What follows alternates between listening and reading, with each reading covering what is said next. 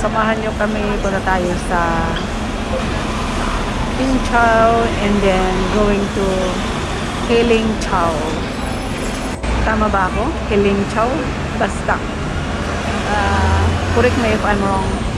Actually, it's my second time na mag-visit ng preso dito. Before, doon sa Lantau. Ngayon, dito sa iba din naman. Dito lang ito, parang Heling Chow. Ito, actually, hindi namin alam saan papunta. Basta, sabi nila, sakay kayo ng ferry. So, ito, sakay kami ng ferry. Tapos, tingnan natin ang mga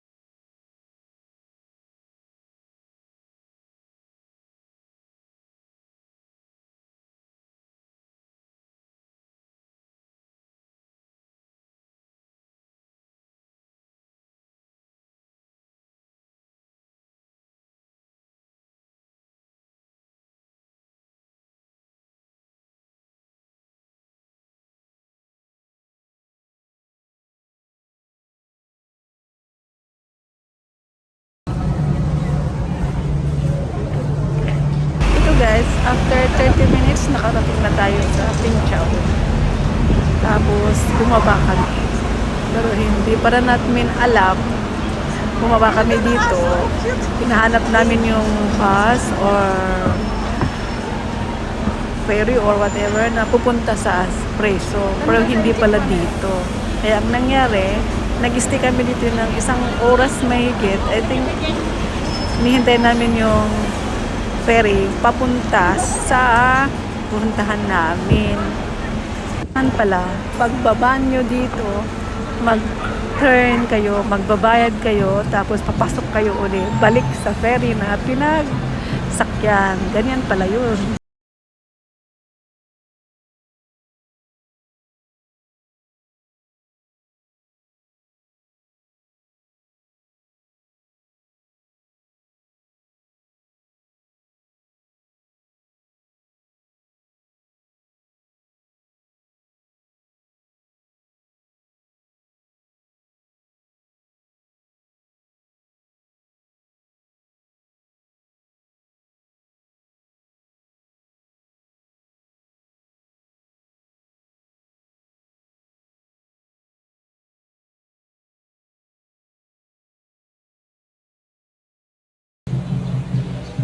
At ito, isang oras mahigit na paghintay, ito na uli. Sakay tayo uli sa boat. Papunta sa Hailing Chow. Hindi ako sure.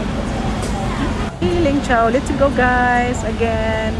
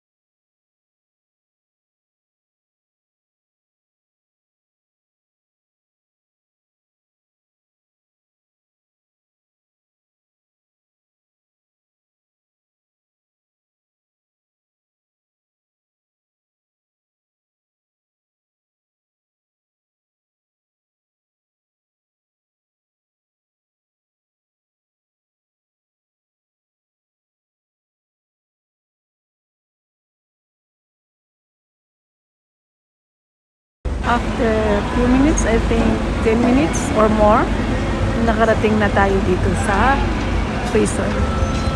Giling Chao Prison. Ang ganda dito. Ang sarap ng hangin kahit mainit.